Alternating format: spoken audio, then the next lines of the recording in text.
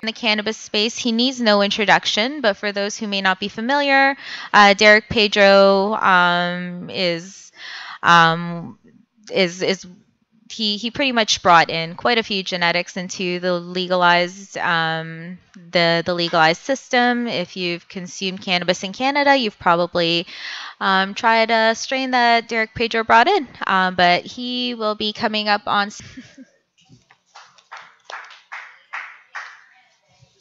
Yeah, take a chair, grab a mic.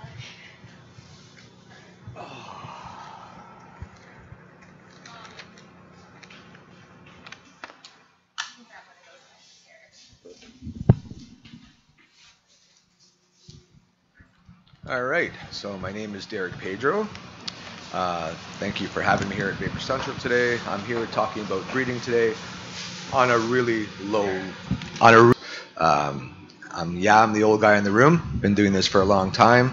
I'm currently working for several licensed producers. Uh, the room's pretty empty, so I don't have to dodge fruit and eggs when I say that. But to say that, I want to say that it didn't start that way. Just a guy growing in his basement. So for me, it all started. And I still have a box of them in the woods. Kind of do some homework, find logging roads that weren't used anymore. Start planting inside those logging roads if they had saplings. We knew no one was going to come around, and did that pretty much 91 to 98. Started some indoor stuff around 95, 96. And then when the 2002, I joined in with the, it's a lack of collagen in utero. So basically my joints are very loose. Everything's been operated, ligaments been pulled and stapled. And anyway, lots of pain. There was not a lot of prescription drugs over the years, you name it, fentanyl patches, Percocet, did it all. And in the end, just used cannabis and got rid of every other prescription and actually have 4 years of P-tests to prove so. So it means a lot to me, this plant. So that's to the MMAR. Cannabis consultant, in parentheses, is the first time I ever heard that phrase, actually, and I kind of went with it from there. I opened a company called mmar.ca, by which I consulted for these 14 locations at $30 an ounce. It was incredibly compassionate, and I can say that with 14 locations and the amount of people that we had, everyone got their grams per day. I know not too many people can say that. They've received their grams per day from designated growers, and at $30 an ounce. Then I went on to make sure I paid all my taxes in 2009, starting in 2009. Everyone thought I was crazy, but I said, listen, I'm going to do it because one day they're going to come around and they're going to try to take my house and my car and everything else, and I want to say that, yeah, I paid tax on this. So everyone got receipts. I paid tax on everything, and the government happily took it. They never said no. So that's 2006, pretty much that started. And 2000, after spending well over $100,000, we never did go to court, and they just basically cut me loose. 2012 to 14, I started an LP. I don't want to say I started it, but my health care unique position to be able to kind of go from our ACMPR side home growing or MMAR people and transition over into the ACMPR corporate life. It's been eye-opening, to say the very least. But the problems persist. The same problems we had under the MMAR are the same problems that they are now, and a lot of them is genetics. You know, nobody wants to grow competitive amongst growers. 3 ways by which you can actually breed. One is the very natural way, by using pollination. Pollination is really basically male sexual production in that way, pollen, and your female, and we'll leave it really low level here, female flower. Basically you need your male pollen and your female flower to basically pollinate the flower itself to create seed. So that is the way it was found in nature, and that is still the way male and female seed are still produced without contaminating the other branches. So bear with me for a second. Again, really low level stuff, but you'll find it interesting for those of you who grow at home and want to try something new, by all means. So obtain pollen. Whether you're growing from seed or can get pollen from somebody else, obtain it.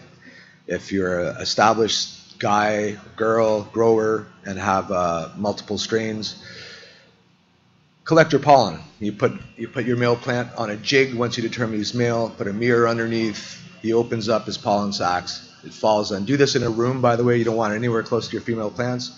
Collect your pollen. I actually put it in a test tube with a small brush. Now imagine 5 or 6 male plants that you've collected your pollen. You can go downstairs or wherever else you have your female plants, mark that branch with a male symbol and the male that which you've used by strain, and shut off all your fans and just brush some of the pollen all over that branch, okay, on those particular buds. Now, you can do that with multiple males on multiple branches, but the key here is, and you won't read it in any book, is to do that without any contamination. But you pretty much have to, once your first branch is done, soak it. Spray with water. I know it sounds strange because you've just pollinated those branches, but literally it's used in the sexual seed making. Basically, you can make it inert just by using water, and you can do that process over and over on multiple branches. So you end up with one female plant with 5 or 6 branches. You'll get F1s from each of those branches, and it actually accelerates your work if you're looking for something special. So that's really the most common way, the most micronodes from the plant. You don't need very much material at all. That is then put in a nutrient and is left there for about 14 weeks. Again, this is low level. There's a lot of, it's a hormonal change that you have to determine when you want to change that plant and get it going out of basically its frozen state, by which it's not growing but just being maintained there. So that'll take 2 weeks. Once you have that down, you can basically cut more plantlets from that. And really, it's an interesting thing because with tissue culture, it's sterile. So unlike mother plants who could have become sick and are carrying now something that is going to be passed on to the next generation of clones, you can start fresh every time with tissue culture. Not only that, you can store tissue culture. You can imagine the issue when you have 50 strains and you're keeping mothers. You need a room half the size of Vapor Central just to keep those mothers alive. Whereas in the future, and we're doing it now, we can take a very, very small amount of tissue and basically leave it there in vitro for. So feminized seed, we're using STS, so it's silver thiosulfate. Okay, once you get yourself a way by which you can get it, I want to say it's secret, but you know, you want to keep that avenue open. But basically, by using it, you basically will look like it's dying on you. It will turn brown. Everything will curl up. The first time you do it, you think, "What have I done?" But ultimately, the plant will make it, and you will see male parts on there. STS is one of the more stable chemicals you can use. Now, this is basically, I want to say, ACMPR breeders or any other breeder. This is not within the ACMPR LP system itself. It would be contrary to regulation to do that. We have a motto under the LP, which is you can't even foliar feed. So thou shalt not spray anything on cannabis other than what's approved. Fashion way there, but in your basement or warehouse or greenhouse, wherever you want, you can use STS if you can get your hands as close as you can get without having to, something that you're not going to get to this year. So now talking about that, I want to talk to a lot of strains. Actually, in Matt's book, there's a Hamilton headband, and that was a recreation of headband itself back 2005 when we started playing with that. But basically, I want to talk to you about the work that's involved and how to protect your work. Okay, as a breeder, there is nothing more important than that. Doing something, having pride in it, and then of course, I'll go back in time and tell you what really happens. So, you create seed, you make 5 or 10,000 seed or 20,000 seed, and you want to you want to sell it. You want to make sure everyone could use it. You want to, have some go before that. Under the LP system, I brought in 22,500 seed that I fiddled with over years out of a breeding program. 90% of it was named, and the other 10% was based at blockstrain.io, whereby which if you create something and you really think it's something special, you could send it in. So any ACMPR home grower can do this, as well as LPs I have involved trying to do it as well. But basically, you can send in a sample of stock that's pre-washed in alcohol to get rid of any THC. You can put it in the mail legally. You can send it out, and basically a DNA fingerprint will come back, and that fingerprint will come back, and that fingerprint is your IP. It's your work, okay? You're not going to get paid from it right off the bat, but you've claimed your work. So that allows you to do several things. So if you have something special and your tutorial becomes national, international, and before you know it, we're smoking Girl Scout cookies and Gorilla Glue and all these really neat things, but it took forever to come up here. So Blockstrain, for even the individual, or if you want to put it under a corporation name, it doesn't really matter. You basically send in your sample, you claim your DNA, and it was gone, and someone's making money off of your stuff and future. So if your stuff ever gets popular enough that somebody wants to purchase it, or somebody wants to use it in cookies, you're going to know. In the past, we would sell our cannabis, and the cannabis would go to the next person, and they would make something with it. Send your cannabis over, and then when they make their edibles or vape pens or whatever, that travels with that. So it's a real track and trace system. It's extremely safe. It tells you where it came from. International it's coming. I travel around quite extensively for an LP, and ears open kind of thing, see what's out there. A red hair. What are you guys growing? And they look at you and say, oh, we've got these genetics. We went to California, and we've got all these genetics. And you look at the hillside, and everything's covered in white powdery mildew, and they're growing things that are not used to growing in that region. So it's too bad. They're losing out on their own culture. I know if I wanted to go to Jamaica, I would want to smoke Jamaican cannabis. I'd love to smoke lamb's bread. I know what it tastes like. I still will. Somewhere there's seeds stuffed in somebody's couches. All that came with seed from the 70s and 80s. I know the taste. If I ever taste it again, it's coming home one way or the other. But the end result just won't do on a high. As much as I love the plant, and so I never get sick of it. But my call it is it's always gratifying to say the very least, even if it doesn't take off. And not that I actually market anything, but it is probably the funnest working with cannabis for me. Cannabis, because we're just learning. But this is for sure a way by which you can take a hobby, and you might have the next Gorilla Glue favorite LP to work for, which is Weed MD. Turns out after working for 8 or 9 licensed producers, I walk in the door at Weed MD, and it's a guy I went to high school with, cannabis smoker, longtime friend of mine. He's the owner. So it's a great place to work, really friendly place. Unlike any other place I've worked at under this system. I give them my heart and soul, and rightfully so, because they're great people. And yeah, just kind of wanted to share with everybody else a little bit of the two systems, and yeah, so that's it for today for me. But any questions out there? No? Good. Thank you. Thanks, Derek. Everybody. Does anybody have any questions for Derek? Nope. Oh, we got one. Yeah. I was wondering about if you had a strain that you'd say is your own strain, and then someone cross. You take a look at, so it will be yours, but it's a collaboration. So if you look at the actual website for Blockstrain, you will see a collaborative page. So you can work with other people and create something new by which it's 50-50.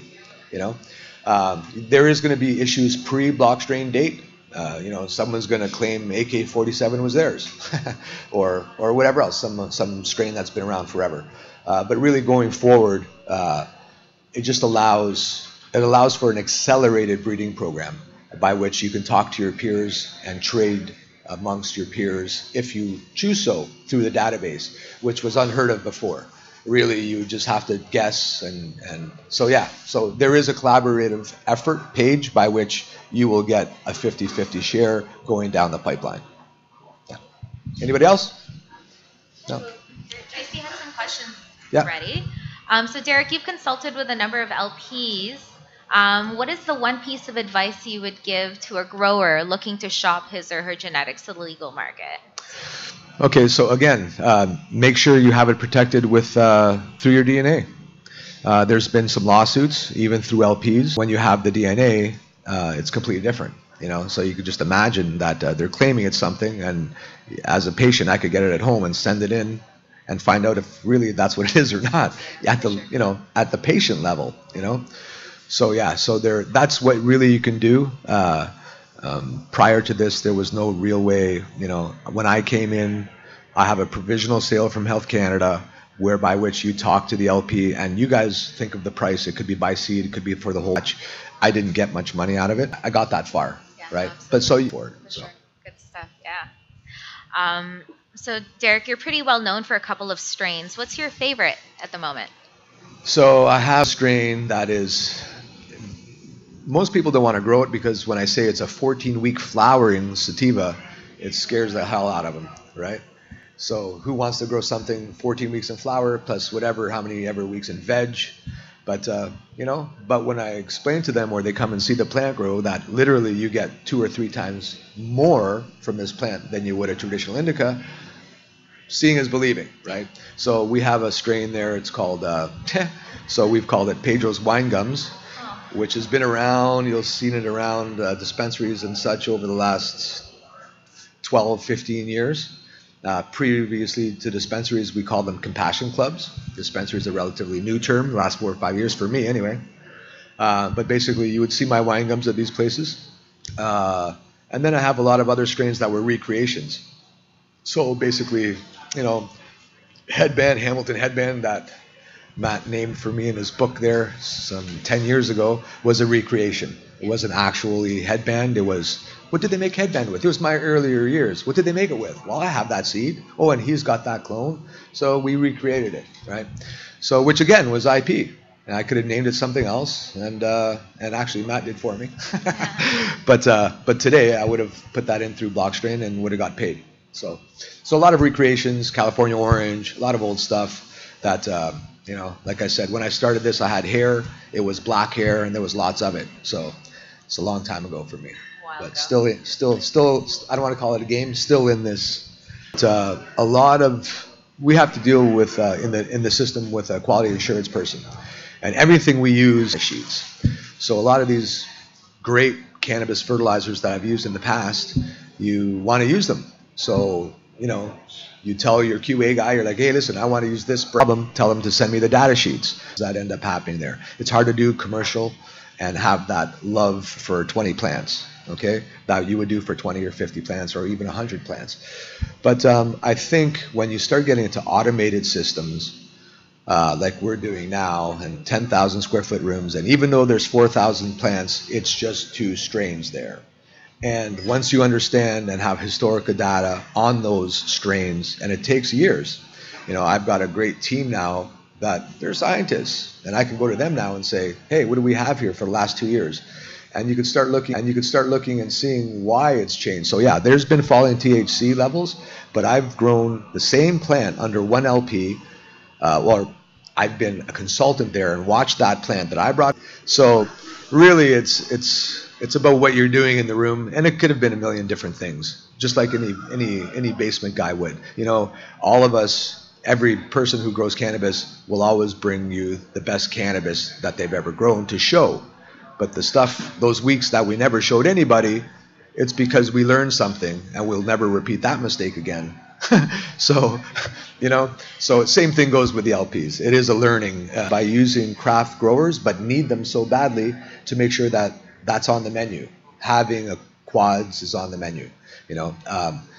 I've just recently we're turning Weed MD's original spot into quads only, basically 5 strains, stuff that we've grown out for 3 years. That is truly coming out like quads, and that's it. And we've moved everything else into greenhouse production, where I'm still getting AAA, which is still fantastic. So, and I think a lot of the licensed producers are going that way, buying up or at least affiliating themselves with really great growers. But to have the conversation, if you have something special, don't be afraid to pick up the phone and say, listen, LP close to me or wherever you are, I got something special. Send somebody out and come see what I grow. Here's the number on your license. They can test your stuff. Some say no, but they all can. Talk to them nicely, they'll test your stuff. Once you have that test, it's the same test as an LP test. So now you call them up and say, listen, I got something special. Here's the terpene profile, here's what I have. Come see my growing techniques. They're paying more now for growers than ever. Starting off, if you're a really decent grower and can manage people and you can get along with even a guy in a suit, you're going to make great money. It's well over 100 grand to start. So I think falling THC levels will basically get taken care of through historic data and just making sure that you're selling I consulted them by the ounce at $30. So the more ounces, the more money you would make. So weight was important. Nowadays, I've grown some plants where I didn't really care too much about weight. It was more about effect and really terpene profile, because now I can test for that, and lack of disease through growing. So stuff that basically doesn't have too much issues. So yeah, those are basically the key components. Cool. Yeah. Cool. No, for sure. And so what has been the biggest challenge to transitioning to the legal market? Earlier you mentioned, no, it's a quieter room. You weren't worried about things being thrown at you, but right. So, sorry, repeat the question. What has been the biggest challenge to transitioning to the legal market? So the biggest challenge by far is this. In the past, when you saw something in your grow room, or you needed to change something, or you wanted to try something, you could just do it. You can do it tomorrow. You can do it that minute. Under the new system, it's to implement it. And, for stuff that might have went awry if you ever tried things out. So experimenting is not big on the legal system's mind. So that's for sure a huge difference from before and now. It's not to say you can't get it done. You can get it done, but you have to learn to be very patient. So you go in there and you say, I'd really like to do this, and they say why. You were growing in a warehouse, in a greenhouse, or just growing for yourself or for a patient. You were the boss, and now you're going to a corporation. Many of these corporations are publicly owned corporations, by which you have to share with the shareholders what you're doing. It's their money. So so it's different, but I've learned to become much more patient than I used to be, for sure. Yeah. Well, cool. Well, Derek, again, thanks so much. Derek Pedro, everybody. Thanks for having me, guys. Thank you.